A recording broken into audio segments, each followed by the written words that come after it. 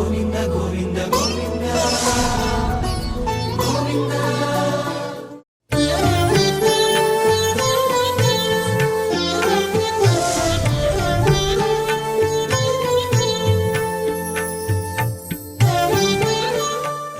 నారాయణం నమస్కృత్య నరం చైవ నరోత్తమం దేవీం సరస్వతీం వ్యాసం తతో జయముదీరయేత్.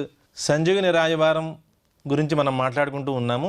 శ్రీకృష్ణుడు సంజయుని రాయబారం చేసిన తర్వాత ఒకే మాట మాట్లాడాడు ఆయన. ఏ విధంగానూ ఈ సంధి పొసగేటట్లు లేదయ్యా.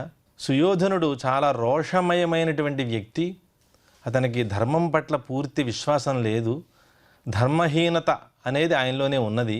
కాబట్టి ఆ కౌరవపక్షం అంతా కూడా ధర్మ వ్యతిరేకంగా ఉన్నారు. కాబట్టి ధర్మ వ్యతిరేక ఫలం ఏముందో అది వాళ్ళు అనుభవించక తప్పదు. అసలు సుయోధనుడి యొక్క స్వరూపాన్ని శ్రీకృష్ణ పరమాత్మ వర్ణించాడు. ఎట్లా ఉందంటే, సుయోధన మన్యుమయో మహాద్రుమ స్కంధ కర్ణ శకునిస్తస్య శాఖా దుశ్శాసన పుష్పఫలే సమృద్ధే మూలం రాజా ధృతరాష్ట్ర అమనీషి అని కృష్ణ పరమాత్మ సాక్షాత్తుకు ఒక అందమైన శ్లోకం చెప్పాడు. సుయోధనుడి యొక్క స్వరూపం మొత్తం వర్ణించాడు ఆయన. ఏ విధంగా వర్ణించారంటే, సుయోధనుడు అనేటువంటి వాడు మన్యుమయ, విపరీతమైన కోపానికి ఒక ఆకారం మనం తయారు చేస్తే, కోపం ఒక ఆకృతిని సంతరించుకుంటే ఆ రూపమేనయ్యా సుయోధనుడు. ఏమాత్రము మరొక రూపం లేదు ఆయనలో, కేవలం కోపమే అతని రూపం. అది మహాద్రుమ అంటే కోపం అనేటటువంటిది ఒక మహావృక్షం. అది తప్పితే మరొక అంశం లేదు ఆయన దగ్గర. సత్వరజస్తమో గుణాలకి అవకాశం లేని కేవలం తమోగుణ ప్రధానంగా కోపమయమైనటువంటి రూపం అది మహావృక్షం. అటువంటి వృక్షానికి స్కంధ కర్ణ, కర్ణుడు స్కంధంగా ఉన్నాడు. అంటే మహావృక్షానికి మనం కొమ్మలు కనుక చూసుకున్నట్టు, కొమ్మలకి వృక్షానికి మధ్యలో స్కంధం ఉంటుంది. ఇలాగా ఆ భాగం, అది కూడా పర్వాన్ని మనం అంటాము. ఆ ఇది కూడా మనకి స్కంధము. అంటే ఈ శరీరానికి ఈ బాహుకి మధ్యలో ఉండి ఈ భాగాన్ని స్కంధం అని పేరు. కర్ణుడు ఎలా ఉన్నాడు అంటే, ఈ సుయోధనుడు అనేటువంటి మహామన్యుమయమైనటువంటి వృక్షానికి ఈయన స్కంధంలా ఉన్నాడు.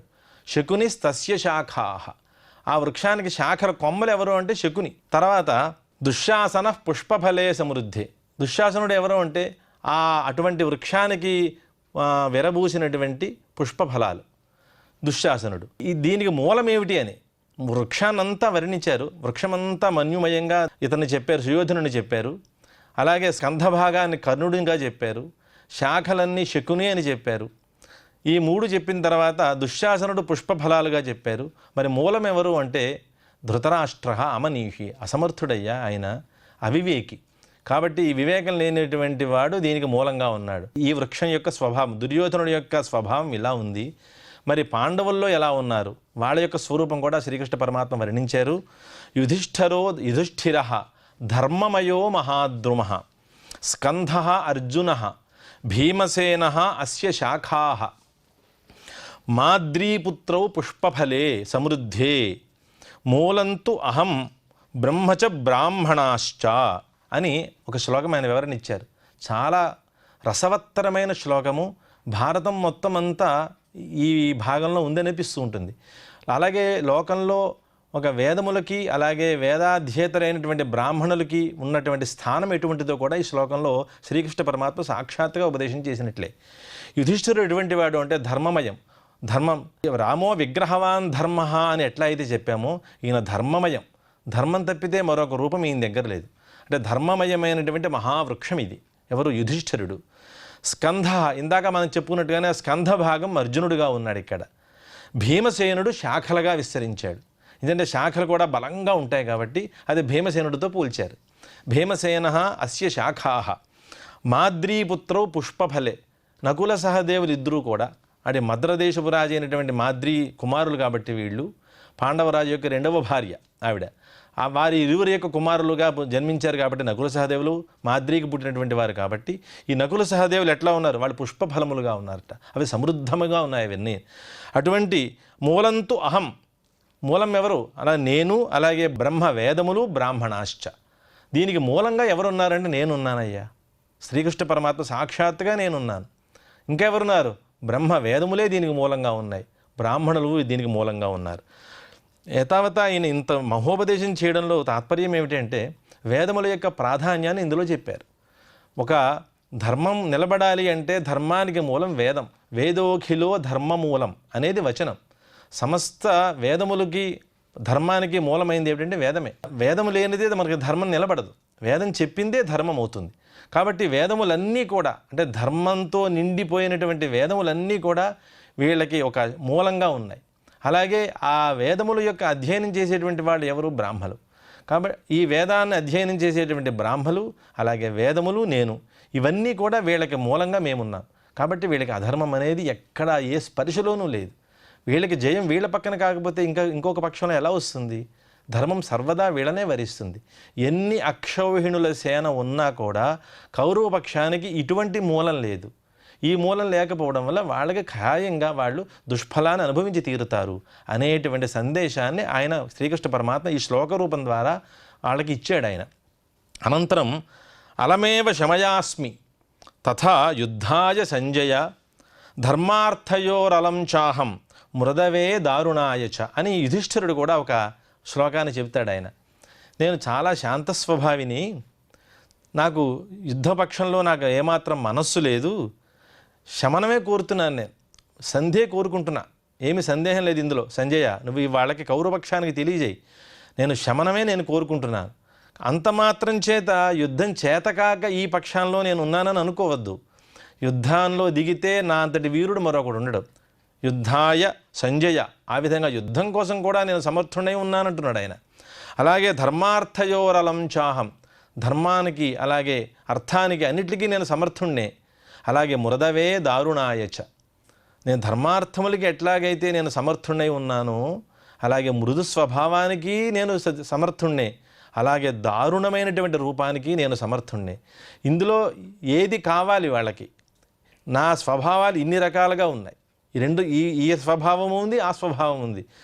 శమన స్వభావంతో ఉంటే సంధి కోసమైతే వాళ్ళు మాకు యథాతథంగా ఇవ్వవలసినటువంటి రాజ్యాన్ని మాకు ఇవ్వలసి ఉంది కాబట్టి మా రాజ్యాన్ని మాకు ఇచ్చేస్తే ఇది శమనంతో సరిపడిపోతుంది, సంధే ఇక్కడ.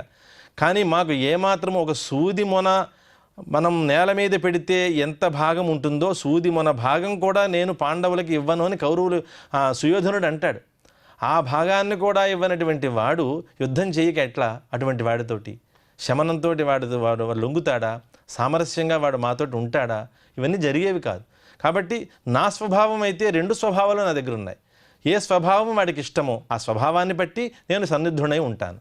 ఇప్పటికే సేననంతా సమీకరణ చేసుకుంటూ ఉన్నాం మేము కూడా. ఈ విషయాన్ని నువ్వు వెళ్ళి కౌరవపక్షంలో ఈ విషయాన్ని తెలియజేయవయ్యా అని సంజయుడిని పంపిస్తాడు ఆయన. కౌరవపక్షానికి చేరతాడు సంజయుడు. వెళ్ళిన తర్వాత ధృతరాష్ట్రుడి దగ్గరికి వెడతాడు, సభలోకి వెడతాడు. వెళ్ళిన తర్వాత సంజయుడు ఒక మాట చెప్తాడు. రాజా, యుధిష్ఠిరుడు ఏ విధంగా ఉన్నాడంటే చాలా శమనంతో ఉన్నాడు. ఆయన మెత్తని పులి అని అన్నాడు ఆయన. అంటే పులి మెత్తగా ఉండడం అనేది స్వభావం కాదు, కానీ సహజంగా ఎవరి జోలు వెళ్లకుండా అది శమనంగా ఉన్నప్పుడు మాత్రము శమనంగానే ఉంటుంది. కానీ అది విహారం చేసేటప్పుడు మాత్రము దాని యొక్క క్రౌర్యం వేరే రకంగా ఉంటుంది. నేను ఇప్పుడు శమనంతో ఉన్నా, నాకు ఇప్పుడు ప్రస్తుతం క్రౌర్యం లేదు కౌరవపక్షంలో, కాబట్టి నా శమనాన్ని మాత్రమే చూడు, కానీ నా క్రౌర్యం చూడాల్సి వస్తే మాత్రం వేరే విధంగా ఉంటుంది అని మాత్రం చెప్పి ఒక యుధిష్ఠిరుడు చెప్పిన మాటని సంజయుడు ఏం చేశాడంటే కౌరవపక్షంలో ఒక మాట చెప్పేసి కౌరవుల దగ్గర ఆయన అభిప్రాయం చెప్పి నేను ఈ రాత్రి సెలవు తీసుకుంటాను, తర్వాత నేను కలుస్తానయ్యా అని చెప్పి ఆయన రాత్రి వెళ్ళిపోతాడు ఈ ఒక్క మాట చెప్పి. అనంతరము ఈ సంజయ పర్వం పూర్తయింది. అనంతరం ప్రజాగర పర్వం. ఈ ప్రజాగరం అన్నదానికి అర్థం ఏంటి? జాగరం అంటే మనం మెలకుగా ఉండడం అనుకుంటాం. ప్రజాగరం అంటే ప్రకృష్టమైన జాగరం, అంటే ఏమాత్రము మెలకుగా లేకుండా అసలు కనురెప్ప పడినా కూడా భయం వేసే స్థితిలో ఉన్నాడు ఆయన. అంటే అంతటి మెలకువ. జాగరం అంటే సహజంగా మెలకుగా ఉంటాం, కానీ ఏదో పక్షంలో మనం నిద్ర సహజంగా మనం వరిస్తుంది కాబట్టి, నిద్ర అనేది సహజ స్వభావం కాబట్టి ఎక్కడో ఒక చోట నిద్రలోకి జారుకుంటాం. కానీ ఇది ప్రజాగరం, ఏమాత్రము అది నిద్ర పట్టే అవకాశం లేదు. అసలు కంటి మీద కునుకు లేదు ఆయనకి. ఎవరికి? ధృతరాష్ట్రుడికి. అక్కడి నుంచి వచ్చినటువంటి రాజభారంలో పూర్తి విషయాలు తెలియలేదు. ఏ విధంగా ఏ సమాధానం వాళ్ళు చెప్పి ఉన్నారు, ధర్మరాజు వాళ్ళు ఏ రకమైన సమాధానం చెప్పి ఉన్నారు, వాళ్ళ సమాధానాలు ఏ విధంగా ఉన్నాయి అనేది పూర్తిగా సంజయుడు చెప్పలే, ఆయనే వెళ్ళిపోయాడు. ఏ విధంగా ఉండి ఉంటాయి అని రాత్రంతా మథన పడుతూ తెల్లవారులు కంటి మీద కునుకు లేకుండా కాలక్షేపం చేశాడు ఆయన. అనంతరము ఆయనంతా ఏం చేశాడంటే, ధృతరాష్ట్రుడు నీ నుండి శుభంకరమైన మాటలు వినాలనుకుంటున్నానయ్యా అని అన్నాడు ఆయన. అన్న తర్వాత ఈయన ఏం చేస్తాడంటే, ధృతరాష్ట్రుడు విదురుణ్ణి పిలుస్తాడు. విదురుణ్ణి పిలిచి, నాకు ఏమాత్రమూ నిద్ర పట్టడం లేదయ్యా, చాలా ఇబ్బందిగా ఉంది, అక్కడి నుంచి వచ్చినటువంటి సందేశం ఏమిటో తెలియటం లేదు, నాకు కాస్త హితవాక్యాలు చెప్పి నన్ను కాస్త శాంతపరచు అని విదురుని అడుగుతాడు ఆయన. అవే విదుర నీతి అనిగా మనకి ప్రసిద్ధములైనటువంటి శ్లోకాలు. విదుర నీతి అనేది చాలా గొప్ప మంచి ధర్మోపదేశం, అది హితోపదేశం, సమస్త జనులు తెలుసుకుని ఆచరించదగినటువంటి శ్లోకాలు అవన్నీ. ఆ ఉపదేశం అటువంటిది. ఆ ఉపదేశాన్ని చేస్తూ ధృతరాష్ట్రుడు విదురుడి ద్వారా ఆ ఉపదేశం చేయించుకుంటున్నాడు. ఏ విధంగా అంటే, ఆయన మనస్సు ఊరట పొందడం కోసమని కొన్ని విదుర నీతులు, విదురుడు చెప్పేటువంటి కొన్ని ధర్మాలు ఇలాగ ఉపదేశం చేస్తూ ఆయన మనస్సును శాంతపరుస్తున్నాడు, ధృతరాష్ట్రుడి యొక్క మనస్సుని. అందులో ప్రారంభం చేస్తూ, ఏకహ స్వాదు నభుంజీత అంటే మధురమైన పదార్థాలు ఏదైనా మనం చేసుకున్నాం అనుకోండి, అది ఒకడుగా భుజించకూడదు. ఇందులో ఒక అందమైన తాత్పర్యం మాట. ఆయన ఏకస్వాదన భుంజీత అని మనం చెప్పిన తర్వాత విదురుడు ధృతరాష్ట్రుడితోటి ఈ మాట ఎందుకు చెప్తున్నాడు? ఆయన ఏకస్వాదన భుంజీత అని మొదలుపెట్టాడు ఆయన. అంటే నాయన, సంధి చేసుకుంటే ఆ పాండవులు కౌరవులు కలిపి ఏకరాజ్యంలో సహజంగా ఆనందంగా గడపవచ్చయ్యా, చేసుకున్నటువంటి మధుర పదార్థాలు కలిసి భుజించవచ్చు, అది మధుర పదార్థములు ఒకటిగా భుజించకూడదని కదా ధర్మం ఉంది. మీరు సంధికి వెళ్ళి ఈ రకమైనటువంటి ఒక సంధానం ద్వారా మొత్తం అందరూ కలిస్తే, పాండవులు కౌరవులు కలిసి మంచి సంధానం చేసుకుంటే, మంచి మనస్సుతోటి వాళ్ళు మళ్ళీ రాజ్యస్థాపన చేసుకుంటే, వాళ్ళ రాజ్యాన్ని వాళ్ళకి ఇవ్వడం ద్వారా మధురమైన భోజనం ఒకడుగా చేయకూడదు కాబట్టి అందరూ కలిపి చేయాలి, కాబట్టి ఇది ఉపపన్నమవుతుంది. కాబట్టి ఏకస్వాదన భుంజీత, మధుర పదార్థం అందరూ అనుభవించదగింది, ఒకడు కాదు. ఇక్కడ దీని ద్వారా ఆయన చేసిన ఉపదేశం ఏమిటంటే, అంతతః లోపలికి వెళ్ళి మనం పరిశీలిస్తే మీరందరూ సంధానం చేసుకుని ఒకళ్ళకి అందరూ కలిసి జీవనం చేయండి అని ఉపదేశం చేయడం ఒకటి అందులో తాత్పర్యం. అలాగే ద్వావంభసి నివేష్టవ్యౌ గళే బద్ధ్వా దృఢాం శిలాం ధనవంతమదాతారం దరిద్రంచ అతపస్వినం అని ఇంకొక శ్లోకం చెప్పారు ఆయన. ఈ విధంగా అంటే ఇద్దరిని మాత్రము లోకంలో వాళ్ళకి కంఠంలో ఒక పెద్ద శిలని కట్టి వాళ్ళని నెలలో ముంచేయాలట. ఎవరు వాళ్ళు? అంత తప్పు చేసిన వాళ్ళు ఎవరిని ఆ విధంగా చేయాలి అంటే, ధనవంతం అదాతారం, ఎంతో ధనాన్ని సంపాదిస్తాడు కానీ ఏ మాత్రమూ దాతృత్వ గుణం ఉండదు వారికి. దాతృత్వ గుణము లేకుండా ఉన్నటువంటి ధనానికి ఏం ప్రయోజనం ఉంది? అటువంటి వాడు లోకంలో ఉండి ఏం ప్రయోజనము అన్న తాత్పర్యం మాట. అంటే ఇందులో కూడా మీరు ఇంతంత రాజ్యాన్ని పొందారు, వాళ్ళ రాజ్యాన్ని నువ్వు సంగ్రహించావు కదా, ఆ రాజ్యాన్ని కూడా నువ్వే కట్టబెట్టుకున్నావు. అంటే ఇప్పుడేమైంది? ధర్మరాజుకి రావలసినటువంటి, పాండవులకి రావాల్సినటువంటి మొత్తం అంతా రాజ్యాన్ని నువ్వే తీసుకున్నావు. ఇంత తీసుకున్న తర్వాత ఇప్పుడు నీ ధనం ఎంత అయింది? ఎంతో ధనం ఉంది ఇప్పుడు నీకు, కానీ వాళ్ళకి నువ్వు తిరిగి ఇచ్చేటువంటి స్వభావం నీలో లేదు. తిరిగి ఇచ్చే స్వభావం లేనటువంటి ఎందుకంటే దాతృత్వ గుణం నీలో లేదు, తిరిగి ఇవ్వాలనేటువంటి దాతృత్వం నీలో లేదు. కాబట్టి నువ్వు నువ్వు దాతృత్వం లేనివాడివే అయ్యావు. ధనవంతం అదాతారం. అనంతరం దరిద్రంచ అతపస్వినం, తపస్సు లేనటువంటి వాడు ఎవడో దరిద్రుడు. ఆ విధంగా దరిద్రుడు అనేటువంటి వాడు ఎట్లా ఉంటాడంటే, తపస్సు లేకుండా వీడున్నవాడు ఎవడైతే అంటే వాడు దరిద్రుడు. వాడిని కూడా తపస్సు ద్వారా మనం ఏం పొందగలుగుతామంటే దారిద్ర్య నివృత్తి చేసుకోవచ్చు. ఏ తపస్సు లేకుండా మనము దారిద్ర్యాన్ని నివృత్తి చేసుకోవాలి అంటే అవకాశం ఉండదు. దారిద్ర్య నివృత్తి కోసం తపస్సు చేయాలి. కాబట్టి అతపస్వినం దరిద్రం, అలాగే ధనవంతం అదాతారం, వీళ్ళిరువురిని కూడా ఒక బండరాయి ఒకటి మెళ్ళలో కట్టి వాళ్ళని ఇరువురిని కూడా ఓ మహా పెద్ద సముద్రంలో పడేయాలట. ఆయన చెప్పినటువంటి విదుర నీతి. ఇందులో ఆయన చెప్పేటటువంటి ఉపదేశంలో విదురుడు కౌరవ పక్షంలో ఉన్నటువంటి దోషాలను ఎంచుతూ, పాండవ పక్షంలో ఉండేటువంటి గుణాలను ఎంచుతూ, వీళ్ళు చేయని పని వల్ల వీళ్ళు చేసిన పని ఏమిటి, వాళ్ళు చేయని పని ఏమిటి, అంటే పరోక్షంగా వీళ్ళకి ఉపదేశం చేస్తూ ఉన్నాడు. ఇందులో ఈ విధంగా చెప్పడంలో తాత్పర్యం ఏమిటంటే, దాతృత్వ గుణము లేని వాళ్ళు మీరందరూ ఉన్నారు కాబట్టి మిమ్మల్ని అందరినీ కూడా చేయవలసిన పని ఇదే. అలాగే తపస్సు అనేది మీ దగ్గర లేదు, మిమ్మల్ని చేయాల్సిన పని ఇదే. అంటే మీ అందరికీ మెడలో శిలలు కట్టి మిమ్మల్ని అందరినీ కూడా సముద్రంలో పడేయాలి అన్న తాత్పర్యం వచ్చేటట్లుగా ఆయన ఉపదేశం చేస్తున్నాడు విదుర నీతి. అనంతరం యథా మధు సమాదత్తే రక్షన్ పుష్పాణి షట్పదః తద్వదర్థాన్ మనుష్యేభ్యః ఆదద్యాత్ అవిహింసయ. మనం ఏం చేస్తూ ఉంటామంటే యథా మధు సమాదత్తే షట్పద మధురం. మకరందాన్ని తుమ్మెద ఏ విధంగా ఆస్వాదన చేస్తుందండి?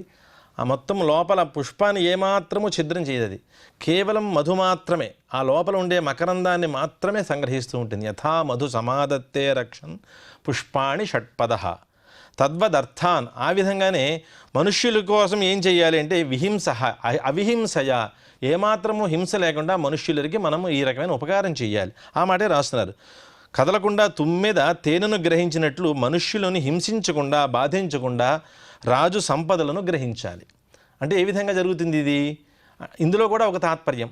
ఆయన విదురుడు చెప్పేటువంటి ఈ శ్లోకంలో కూడా ఆయన అందంగా ఒక మాట, ఆయన లోతైన అర్థం ఏమిటి అంటే మనుష్యుల్ని హింసించకుండా నువ్వు ఈ సంపదను గ్రహించాలి అంటే వాడు హింసించారుగా. పాండవులందరినీ కూడా ఎంతో క్షోభ పెట్టారు, అరణ్యవాసం చేయించారు, రాజ్యభ్రష్టుల్ని చేయించారు.